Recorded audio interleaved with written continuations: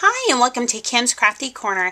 I'm going to show you a Father's Day card that I've decided to make for someone special. What I decided to do, I went and played a little bit on the new Cricut craft room and decided that rectangles was my thing, and I was going to actually make a 5-inch square card by using the George cartridge. So this piece of paper is 5 by 10. I have a designer piece of paper that I printed off from Imagine More, and this is 5.5 by 5. And the nice thing about the Cricut craft room is that you can manipulate and weld now, and I felt like, you know, those things I couldn't do because you felt limited because you didn't have access or the functionality of the Cricut craft room. So if you haven't got a chance to play, please go over. For another piece, for some other layers, and this is still from the George cartridge. For this brown sheet, this is 5 by 3 3/8, and then the cream sheet is 5 by 3 1/8.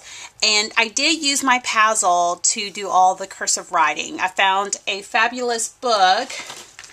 Oh, I can't think what it's called. This fabulous book called Quotes Reference Book. And all I did was typed it in my Pazzle, and I used my Stampin' Up! Marker, and it wrote it beautifully, so I don't have to worry about my negative or bad handwriting. So let's go ahead and get started. I'm just going to add this layer. First, I scored this in half right at 5, and I'm just going to add a top layer to my card. And I'm thinking about adding some brads to the very bottom of this. So I'm going to pull in my little mat, and I need an awl, okay? And I'm just going to kind of figure out where I'm going to position this. So if that's there, I'm just going to use this as a guide to help me figure out where I'm going to put my brads.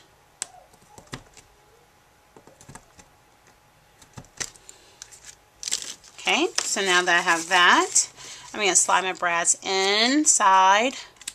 And I simply could have done this prior to adding that top layer, but oh well. And the nice thing about using your Imagine for cards is when you open it up, it is already white, and so you don't have to worry about adding a white sheet of layer so you can write inside the cards, because sometimes when you use brown cardstock, it is hard to see anybody's writing. So I'm just going to add these brads.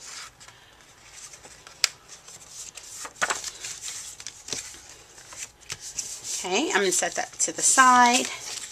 And I love to shade, so I'm going to take some early espresso from Stampin' Up, and I'm just going to quickly age my paper.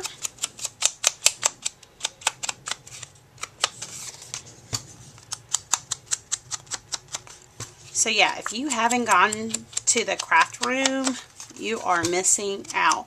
I mean, some things are still, there's some things that they're still working on, but it is wonderful. It opens your Imagine to so much more if you have the Imagine. Okay, so now that I've aged my paper, I'm just going to add some adhesive to it.